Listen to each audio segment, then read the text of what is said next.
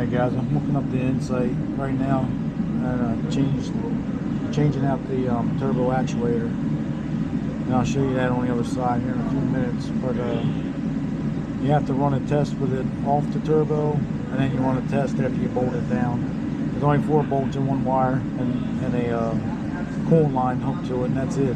They're pretty simple to do.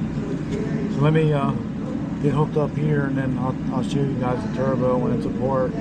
Then we'll mount it up and we'll go from there. Alright guys, I got insight to come up, and I believe it's under tests. Diagnostic tests. Wait for that to come up.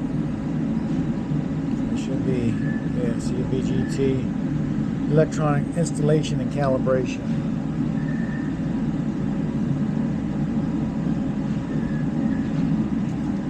Next.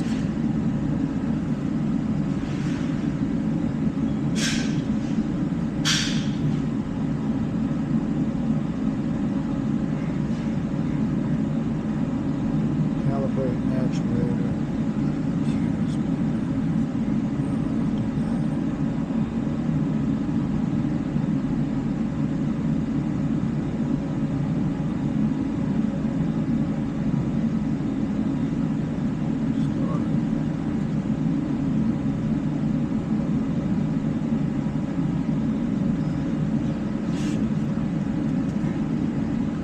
Alright, that's with it not mounted to the turbo. Now I got to mount it and then run the calibration. So let me show you the actuator. That's the new one up here. Now we got to mount it. Put this in there to line it up. And pull this out. And then you stick this down on them studs. Alright, I put the new white grease in there, and we put this on here like this.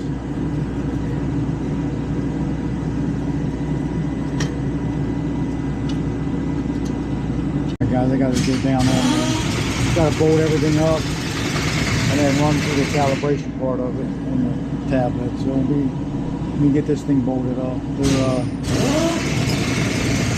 5mm. Allen,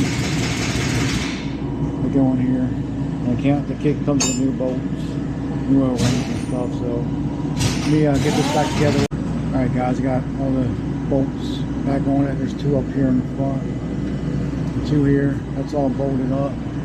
I gotta go back to the tablet.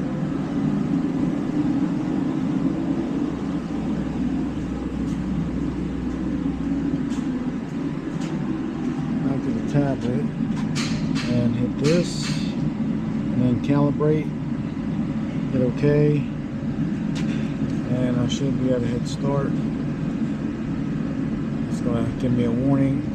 Make sure it's mounted to the turbo. It is,